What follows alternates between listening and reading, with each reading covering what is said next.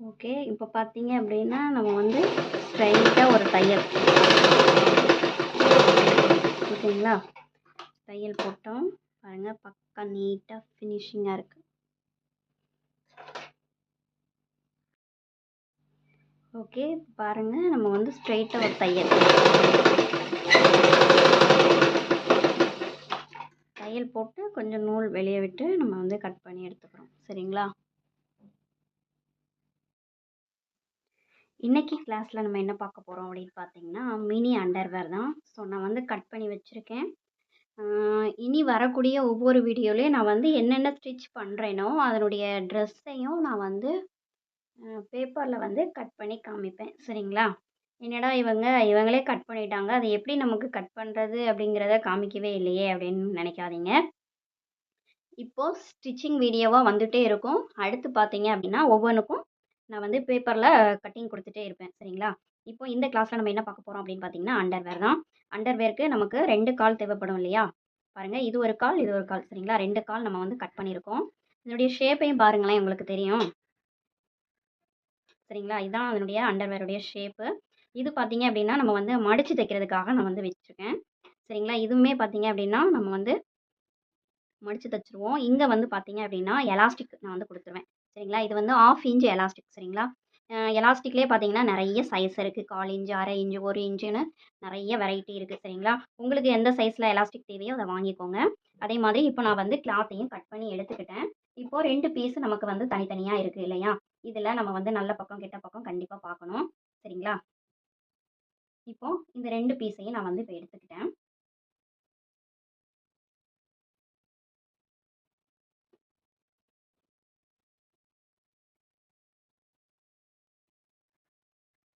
இப்ப பாருங்க, நம்ம மார்க் பண்ணியிருக்கிறது வந்து கெட்ட பக்கம். சரிங்களா?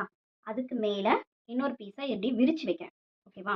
இப்போ அண்டர்வேர் எப்படி தைக்கணும் அப்படிங்கிறத நம்ம வந்து பார்க்கலாம்.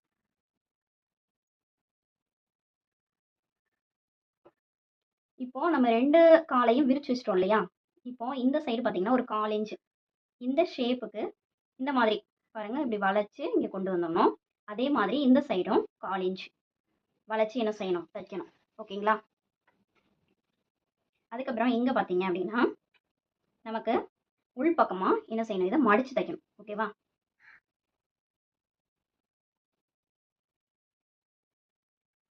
நீங்க வந்து ட்ரெஸ்ஸு உங்களுக்கு வந்து டிசைன் போட்டிருக்கு, அந்த மாதிரி இருந்தது அப்படின்னா, நீங்க மறக்காம என்ன பண்ணணும் அப்படின்னா, நல்ல பக்கம், கெட்ட பக்கம் கண்டிப்பா பார்க்கணும். ஒரே மாதிரி இருந்துட்டா கூட வித்தியாசம் பெருசா கண்டுபிடிக்க முடியாது. இப்ப நான் என்ன பண்றேன் அப்படின்னு பாருங்க. இப்போ 2 காலையும் இந்த மாதிரி சேர்த்து வச்சுக்கிட்டேன். சரிங்களா? அதாவது இப்படி வச்சிருந்தோம். சரிங்களா? இந்த மாதிரி துண்டா இருந்தது. இப்ப நம்ம ஜாயின் பண்றதுக்காக இது விரிச்சு வச்சிருக்கோம். ஓகேவா? விரிச்சு வச்சுட்டு, இந்த வளைவு ஷேப் இருக்கு பாருங்க. இப்படி விரிச்சு வைக்கிறப்போ, இந்த வளைவு ஷேப்ப நம்ம வந்து மடிச்சு குடுக்குறோம். இந்த இது ஜாயின் பண்றத மட்டும் நீங்க கரெக்ட்டா பண்ணிட்டீங்கன்னா, அண்டர்வேர் வந்து சூப்பரா தச்சிரலாம். குழந்தைங்களுக்கு கூட நீங்க வீட்ல தச்சு போடலாம். இப்ப பாருங்க நான் வந்து ஷேப் எடுத்திருக்கேன் பாருங்க. இதே இதுல நீங்க அப்படியே தச்சுட்டே வரணும்.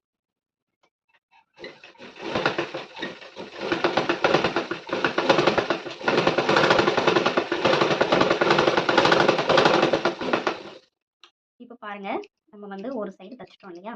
இப்போ இன்னொரு சைடு அதே மாதிரி ஒரு தையல். சரிங்களா?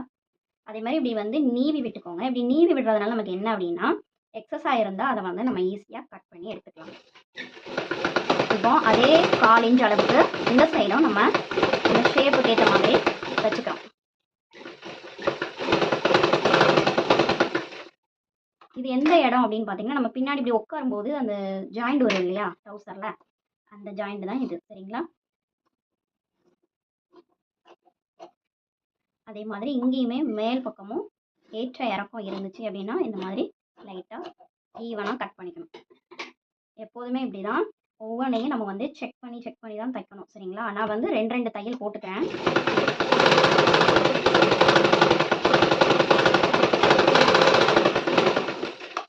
இப்படி 2 தையல் நம்ம வந்து போட்டோம் அப்படின்னு வச்சுக்கோங்களேன், கிழியவே கிழியாது. ஸ்ட்ராங்கா இருக்கும். சரிங்களா? அதுக்காக தான்.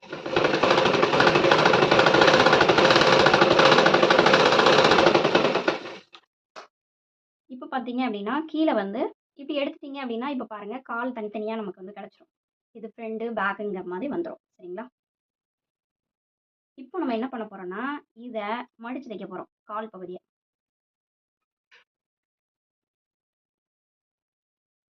பாருங்க, இது வந்து ஜாயின் பண்ண இடம் இருக்கு அந்த உள் பக்கமா. சரிங்களா? அந்த டைரக்ஷன்ல தான் நான் வந்து தைக்கிறேன்.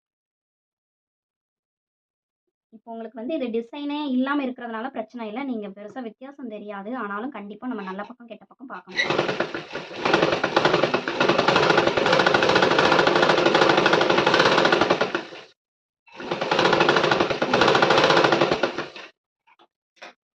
இப்போ இந்த சைடு நம்ம நீட்டா தைச்சிட்டோம் பாருங்க. பக்கா ஃபினிஷிங்கா இருக்கு. ஓகேங்களா?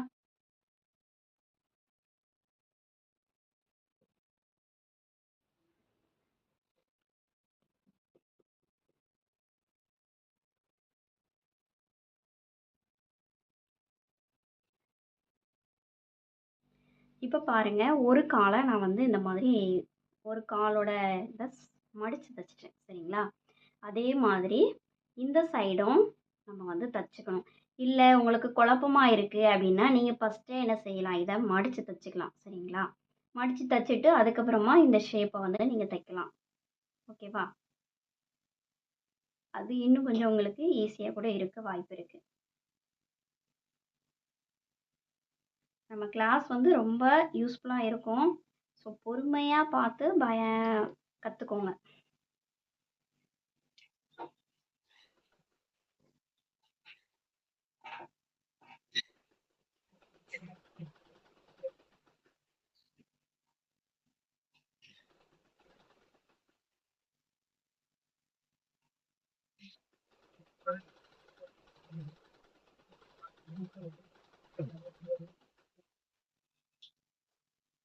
ஸோ இப்போ பாருங்க, நம்ம வந்து தச்சுட்டோம். இதை இப்போ இப்படி எடுத்தீங்க அப்படின்னா குழந்தைங்களோட அண்டர்வேர் பார்த்துருப்பீங்க. 1 வயசுலேருந்து 2 வயசு வரைக்கும் போட்டிருப்பாங்க இல்லையா? இப்போ இந்த இடத்த வந்து நம்ம என்ன பண்ணணும்னா, இப்படி இந்த மாதிரி ஜாயின் பண்ணிடணும். சரிங்களா? இப்போ நான் இந்த இடத்துல வரைஞ்சு காமிக்கிறேன் பாருங்க. இப்போ நமக்கு இது ஓப்பன் பிளேஸாக இருக்கு. ஸோ இந்த இடத்துல ஒரு 1/2 இன்ச். சரிங்களா? அதே மாதிரி இந்த இடமும் கால் அதே போல் பிடிச்சடிச்சாலும் சரி ஒரே அளவில் நம்ம வந்து தைக்கணும். இந்த மாதிரி நீங்கள் தச்சுட்டீங்க அப்படின்னா உங்களுக்கு 2 காலும் நமக்கு தனித்தனியாக கிடச்சிரும். ஸோ அதனால் ஃபஸ்ட்டு நம்ம வந்து என்ன செஞ்சுக்கணும், காலுடைய அளவுகளை ஃபஸ்ட்டு ஒரே மாதிரி மார்க் பண்ணணும். அப்போ தான் 2 காலும் நமக்கு ஒரே ஈவனாக இருக்கும். சரிங்களா? இப்போது இதிலேருந்து இப்படி ஒரு கர்வ் மாதிரி ரவுண்டு ஷேப்புக்கு நீங்கள் வந்து ஸ்டிச் பண்ணிக்கணும். நான் ஸ்டிச் பண்ணிட்டு உங்களுக்கு காமிக்கிறேன் பாருங்கள்.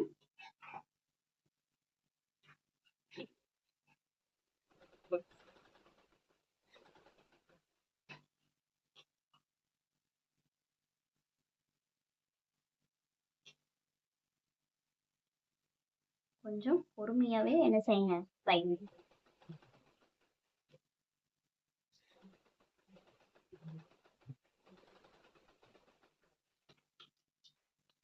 இப்போ இந்த இடத்துல கொஞ்சம் பிசுரை நம்ம வந்து என்ன செஞ்சுக்கலாம், தட்டி விட்டுக்கலாம்.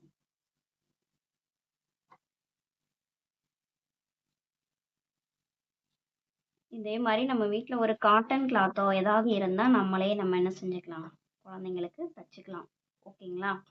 இதில் உங்களுக்கு இன்னொரு ஸ்டிச் வேணும்னா கூட போட்டுக்கோங்க.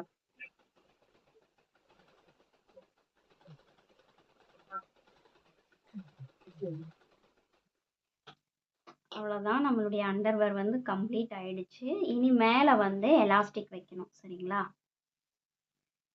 நம்ம வந்து இது எல்லாமே எதில் ஒட்ட போகிறோம், புக்லெட்டில் ஒட்ட போகிறோம். சரிங்களா? ஸோ அதுக்கேற்ற மாதிரி நம்ம மினியாக குட்டியாக ரொம்ப குட்டியாக வந்து என்ன செய்ய போகிறோம், தைக்க போகிறோம். அதே மாதிரி இப்போ நம்ம வந்து கீழ்ப்பக்கம் இந்த மாதிரி நமக்கு தச்சாச்சு. இப்போ பாருங்க, இது உங்களுக்கு கண்டிப்பாக இது அண்டர்வேர் மாதிரி தெரியும். சரிங்களா? இப்போ மேல் பக்கம் பார்த்தீங்கன்னா இப்போ லைட்டாக இது வந்து கொஞ்சம் ஏற்ற இறக்கமாக இருக்குது. ஸோ மெதுவாக நம்ம என்ன செஞ்சுக்கணும், இதை ஒரே லெவல் பண்ணிக்கணும். ஓகேவா? எப்போதுமே ஒவ்வொரு டைமும் நம்ம வந்து செக் பண்ணிக்கணும். ஈவனாக இருக்கா அன்ஈவனாக இருக்கா அப்படிங்கிறத. இப்போ எலாஸ்டிக் நீங்கள் வந்து எப்படி எடுக்கணும் அப்படின்னு பார்த்தீங்கன்னா, இப்போது ஃப்ரண்ட்டும் பேக்கும் இருக்கு இல்லையா, இது ஒரு சைடு இது ஒரு சைடு. இப்போ நீங்கள் வந்து ஃப்ரண்டில் மட்டும் நீங்கள் எடுத்துக்கோங்க. ஃப்ரண்டில் பார்த்தீங்க அப்படின்னா இவ்வளோ ஒரு இந்த லென்த்துக்கு இருக்குது சரிங்களா. அதாவது ஒரு சைடு அளவு மட்டும் நம்ம எடுத்துக்கணும். அது போக 1 இன்ச்சு சரிங்களா. 1 இன்ச் அளவுக்கு நம்ம எக்ஸ்ட்ரா எடுத்தால் போதும். ஓகேவா? நான் சொல்கிறது உங்களுக்கு புரியும்னு நினைக்கிறேன். அதாவது இது வந்து ஃபுல் சுற்றளவு நம்ம பார்ப்போம் இல்லையா, இடுப்பு 23 அந்த மாதிரி. அதில் பாதி, இப்போ இது வந்து இது பாதி இது பாதி, அப்போ ரெண்டும் சேர்ந்தால் தான் நமக்கு ஃபுல்லு. இப்போ நான் வந்து பாதி தான் எடுத்திருக்கேன். இதனுடைய பாதி அளவு பாருங்கள், இதனுடைய பாதி அளவு சரிங்களா. இந்த ஒரு சைடோட அளவு தான் இது. அது போக 1 இன்ச்சு சரிங்களா. கிட்டத்தட்ட இது 1.25 இன்ச்சு இருக்கும். இவ்வளோ நம்ம எக்ஸ்ட்ரா எடுத்தால் போதும் சரிங்களா. அதே மாதிரி இதை இப்போ எப்படி இந்த எலாஸ்டிக்கை நம்ம உள்ள அண்டர்வேர்ல வச்சு தைக்க போகிறது அப்படிங்கிறத பார்ப்போம். ஓகே, இப்போ பாருங்கள், எலாஸ்டிக்கை நம்ம உள்ளே விடுற அளவுக்கு கொஞ்சம் அகலமாக என்ன செய்யணும், மடித்து தைக்கணும். ஓகேவா? ஃபஸ்ட்டு ஒரு குட்டி மடிப்பாக மடிச்சுக்கோங்க. அதுக்கப்புறமா ஒரு பெரிய மடிப்பு சரிங்களா. ஸோ பொறுமையாக தைங்க. இது தச்சுட்டு தான் நம்ம வந்து எலாஸ்டிக்கை உள்ளே வைக்க போகிறோம். அது எப்படின்னு பார்க்கலாம் சரிங்களா. நம்ம உள்ளே விடும்போதே எலாஸ்டிக்கு உள்ளே போகணும். அதுக்கேற்ற மாதிரி தைச்சிக்கோங்க. நீங்கள் குட்டியாக மடித்து தைச்சிட்டிங்கன்னா எலாஸ்டிக்கு உள்ளே போகாது. ஸோ பொறுமையாக என்ன செஞ்சுக்கோங்க சரிங்க.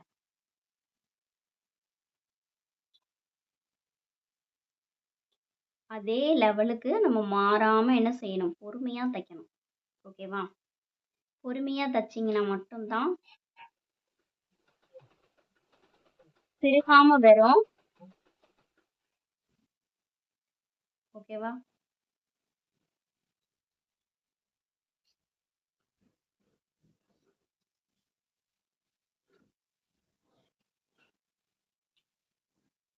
அது மாதிரி இந்த எட்ஜ் வரும்போது ஒரு இது நான் சொல்கிறேன், அது என்னன்னு கவனிச்சுக்கோங்க.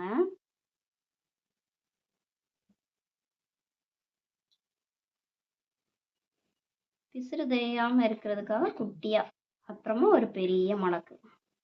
ஓகேவா?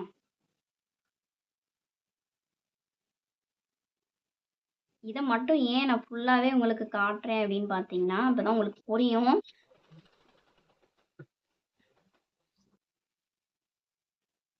ஸோ அதனால தான். அதே மாதிரி நம்ம தச்சது வந்து ஆரம்பித்தோம் இல்லையா, அந்த ஸ்டேஜ் வந்து இங்கே இருக்குது. ஸோ அது எப்படி இப்போ ஃபினிஷ் பண்ண போகிறோன்னு மட்டும் பாருங்கள். இந்த அண்டர்வேரில் இதுதான் ரொம்ப இம்பார்ட்டன்ட்டு. மற்றபடி வேறு ஒன்றுமே கிடையாது. அந்த ஜாயின் பண்ணுற அந்த 2 விஷயம் மட்டும்தான்.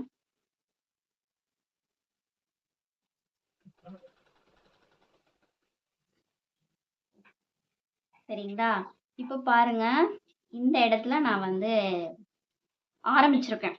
ஸோ இந்த இடத்தோட நான் முடிக்க போகிறேன். இவ்வளோவுக்கு நமக்கு வந்து கேப் தேவை சரிங்களா. கொஞ்சம் 1 இன்ச் அளவுக்கு நமக்கு கேப் தேவை.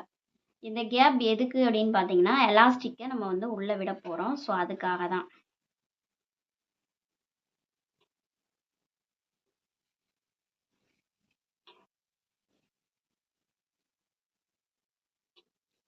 துணி வந்து கொஞ்சம் நம்ம பிடிச்சு தைக்கும்போது நெடுவிக்கிட்டே போகிற மாதிரி இருக்கும். ஸோ கேர்ஃபுல்லாக என்ன செய்யுங்க, தைங்க. இந்த இடத்துல கெட்டி தையல் போட்டுட்டு நான் வந்து அண்டர்வேரை வெளியே எடுக்கிறேன். ஓகேங்களா. இப்போ பாருங்கள், இந்த இடத்துல எனக்கு ஓப்பனாக இருக்குது. மற்றபடி இங்கே எல்லாம் நான் வந்து க்ளோஸ் பண்ணிட்டேன். ஓகேவா. இப்போது இந்த எலாஸ்டிக்கை நம்ம வந்து எப்படி உள்ளே விடுறோம் அப்படின்னு பாருங்கள். இந்த மாதிரி ஒரு பின் எடுத்துக்கோங்க. இந்த ஹூக்கில் இப்படி லைட்டாக ஒரு ஓரத்தில் இப்படி மாட்டிட்டு, இந்த நம்ம தைக்காமல் கேப் விட்டுருக்கோம் இல்லையா, அதில் ஒரு சைடாக அப்படியே விட்டுட்டு அப்படியே வர வேண்டியதுதான். அதே மாதிரி எலாஸ்டிக் வந்து திருகாமல் அப்படியே ஸ்ட்ரைட்டாக வரணும். அதையும் பார்த்துக்கோங்க.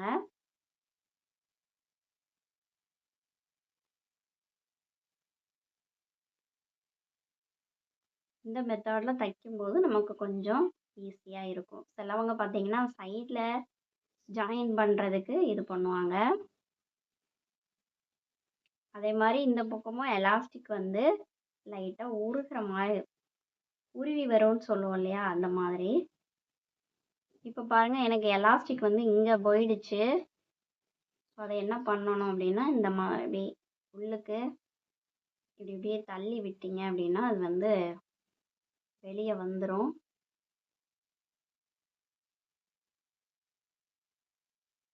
சரிங்களா? அப்படி பிடிச்சிக்கோங்க, 2 பக்கமும் இப்படி பிடிச்சிக்கோங்க. இப்போ இதை வெளியே எடுக்கிறோம், இந்த பின்னையும் கலட்டுறோம். கலட்டிட்டு அதே மாதிரி இது வந்து திருகாமல் இருக்கணும். ஸோ இப்படி வச்சுக்கோங்க. சரிங்களா? பாருங்கள், ஒன்றுக்கு மேலே ஒன்றா புரியுதுங்களா? இங்கே பாருங்கள், டவுசர் இப்படி இருக்குது, நாடாக இப்படி சுற்றி வருது இல்லையா? இப்படி அடிக்கும்போது நமக்கு இது வந்து அப்படியே உள்ளே போயிடும். புரியுதுங்களா? ஒன்றுக்கு மேலே ஒன்று வச்சு இதில் தையல் போட போகிறோம். இதில் தையல் போடும்போது என்னாகும், 2 எலாஸ்டிக்கும் அப்படியே ஜாயிண்ட் ஆயிரும். ஸோ இப்போ ஜாயின் பண்ணி காமிக்கிறேன் பாருங்கள். எலாஸ்டிக்கை வந்து மாற்றி வச்சிடாதீங்க, கொஞ்சம் கவனமாக ஜாயின் பண்ணுங்க. சரிங்களா?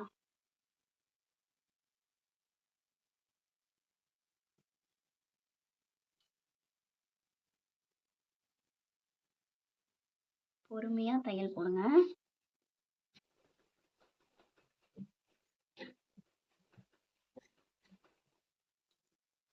இப்போ பாருங்கள், உங்களுக்கு ஸ்ட்ரைட்டாக இருக்கிற மாதிரி இருக்கும் இல்லையா? கூட 2 தையல் போட்டுக்கோங்க.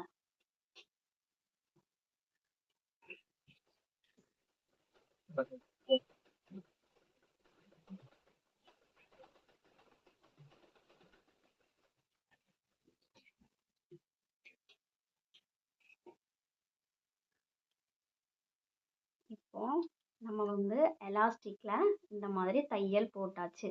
சரிங்களா? எக்ஸ்ட்ரா நூல் எதுவும் இருந்ததுன்னா இது பண்ணிக்கோங்க. இப்போ நம்ம வந்து இதை லைட்டாக அப்படி இப்படியே உள்ளே இழுத்து விட்டோம் அப்படின்னா அண்டர்வேர்க்குள்ளே இங்கே பாருங்கள், அது திருகாமல் அப்படியே உள்ளே போயிடும். சரிங்களா? இவ்வளோதான், ஈஸி. பாருங்கள், நமக்கு அழகான அண்டர்வேர் ரெடி ஆயிடுச்சு. இப்போ நம்ம என்ன பண்ணணும்னா, லைட்டாக அந்த இடத்துல கேப் விட்டுருக்கோம் பார்த்தீங்களா, அந்த இடத்த லைட்டாக இப்படி தச்சு விடணும். சரிங்களா? அப்படி தச்சு விட்டுட்டீங்க அப்படின்னா உங்களுக்கு அண்டர்வேர் வந்து ஃபினிஷ் ஆயிரும். ஸோ பிசுரை நல்லா மடித்து விட்டு வெளியே தெரியாத அளவுக்கு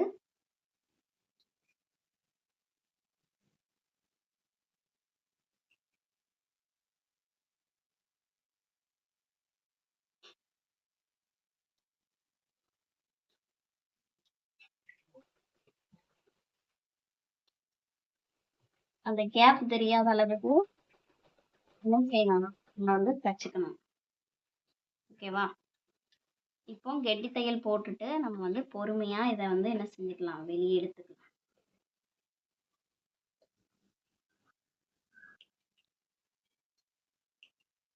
அது மாதிரி தேவையில்லாத நூலெல்லாம் என்ன செய்யணும், தச்ச உடனே கட் பண்ணி எடுத்துடணும். அப்போ தான் நம்ம வந்து தச்சதுக்கான ஃபினிஷிங் இருக்கும். ஓகேங்களா?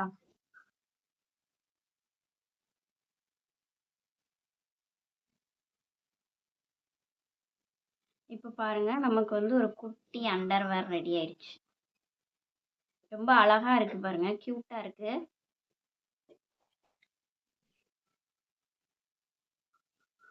இப்போ இது வந்து நம்ம ஒட்டுறதுக்கு இந்த அண்டர்வேர் வந்து ரெடி பண்ணிட்டோம். சரிங்களா? ரொம்ப ஃபினிஷிங்காக இருக்குது. சரிங்களா? பாருங்கள், இப்போ இந்த அண்டர்வேரை நம்ம வந்து கிளியர் பண்ணிட்டோம் இல்லையா? ஓகேங்களா? இப்போ இந்த அண்டர்வேரை நம்ம வந்து தச்சு ஃபினிஷ் பண்ணிட்டோம். இதில் உங்களுக்கு எந்த டவுட்டும் இருக்காதுன்னு நினைக்கிறேன். தைக்கிறதுல நான் வந்து கட்டிங்கை பற்றி பேசலை, ஒன்லி ஸ்டிச்சிங் மட்டும்தான். சரிங்களா? இப்போ பாருங்கள், நம்ம வந்து எலாஸ்டிக் வச்சு தைச்ச இடம். சரிங்களா? ஜாயின் பண்ண இடத்த நான் பேக்கில் வர மாதிரி வச்சுட்டேன். இப்போ இந்த அண்டர்வேர் வந்து ஃபுல் ஃபினிஷிங் ஆகிருச்சு. இந்த அளவுக்கு நமக்கு வந்து எலாஸ்டிக் போதுமானதானதாக இருக்கும். சரிங்களா? இதை விட நம்ம கம்மியாக எடுத்தோம்னா இவ்வளோ தான் நமக்கு வந்து இடுப்பு சைஸு கிடைக்கும். ஸோ அது வந்து பார்க்குறதுக்கு நல்லா இருக்காது. இது ஓரளவுக்கு நமக்கு வந்து பார்க்குறதுக்கு கொஞ்சம் லுக்காக இருக்குது. சரிங்களா? இந்த கிளாஸ் உங்களுக்கு பிடிச்சிருக்கும்னு நினைக்கிறேன். டவுட் ஏதாவது இருந்தது அப்படின்னா கண்டிப்பாக கேளுங்க. இன்னொரு கிளாஸில் பார்க்கலாம். பாய்.